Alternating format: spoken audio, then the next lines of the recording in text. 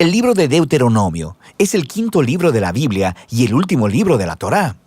Después del éxodo de Egipto, Israel estuvo en el monte Sinaí por un año, entrando en un pacto con su Dios.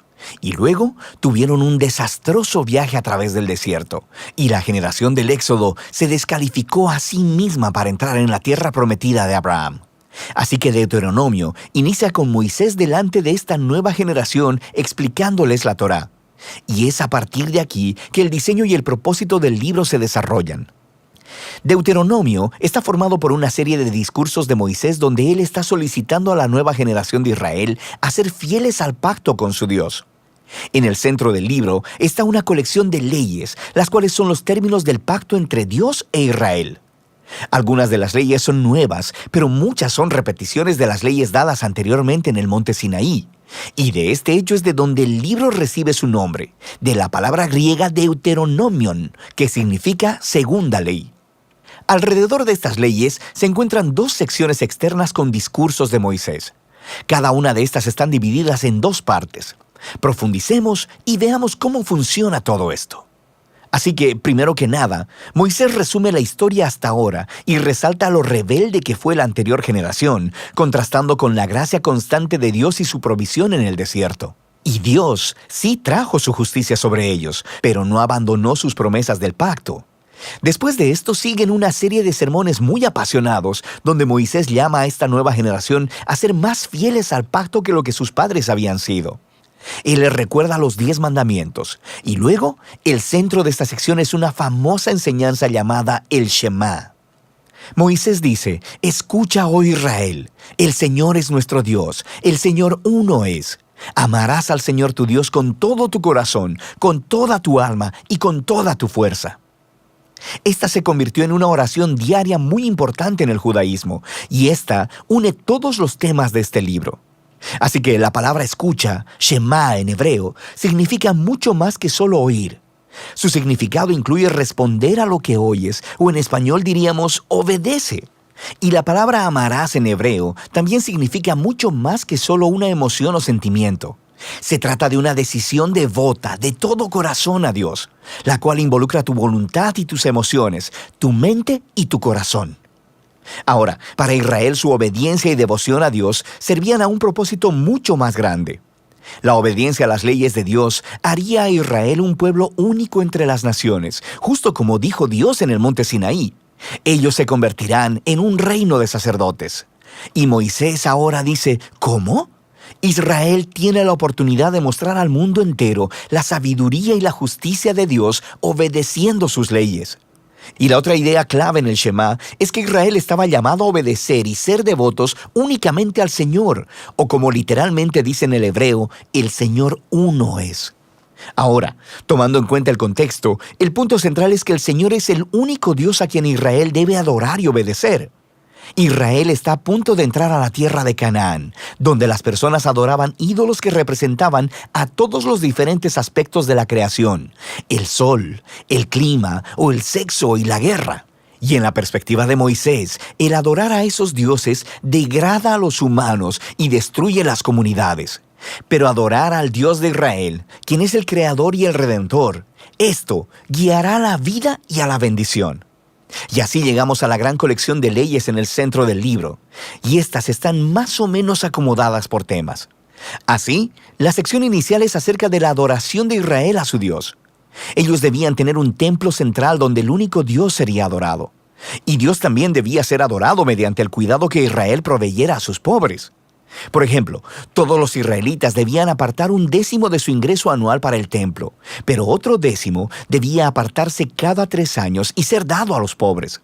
Y estas eran la clase de leyes que ponían a Israel en la vanguardia de la justicia en comparación con sus antiguos vecinos. Y todo estaba conectado con la adoración a Dios. La siguiente sección describe las cualidades de carácter de los líderes de Israel. Así que los ancianos, los sacerdotes y los reyes estaban bajo la autoridad de las leyes del pacto, las cuales Dios dijo que Él haría cumplir enviando profetas para pedirle cuenta a los líderes. De manera que en contraste con los vecinos de Israel, donde los reyes eran considerados como divinos y como la ley misma, los líderes de Israel estaban subordinados a la ley y a los profetas. Lo que continúa es una larga sección de leyes acerca de la vida civil de Israel. Reglas sobre el matrimonio, la familia y los negocios, también sobre la justicia social, sobre su sistema social y cómo debían proteger a los huérfanos y a los extranjeros, y luego estas reglas concluyen con más leyes sobre la adoración.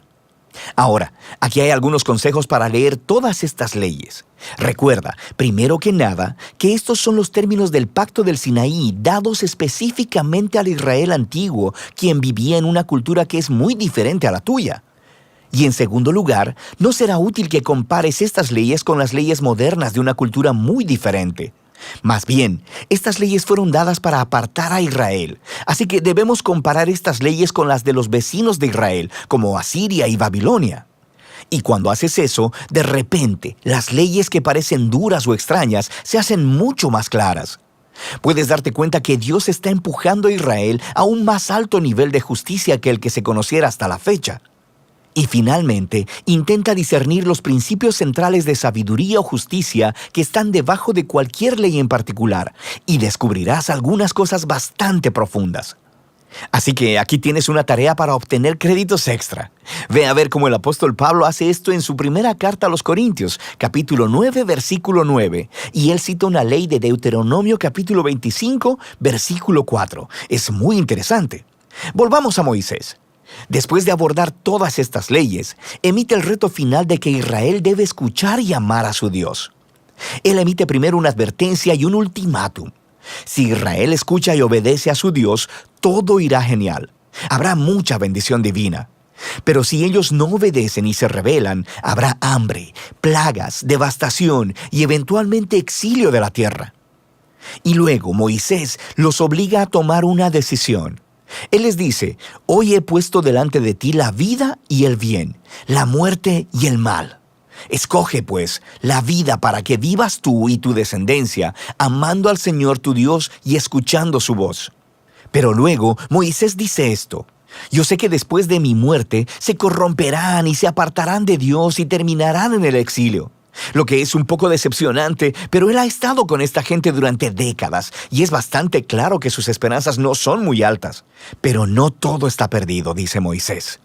Un día, cuando Israel esté en el exilio, en algún punto, dice Moisés, ellos pueden volverse a Dios, quien ha dicho con sus propias palabras que circuncidará sus corazones para que puedan amarle con todo su corazón y toda su alma y así tengan vida.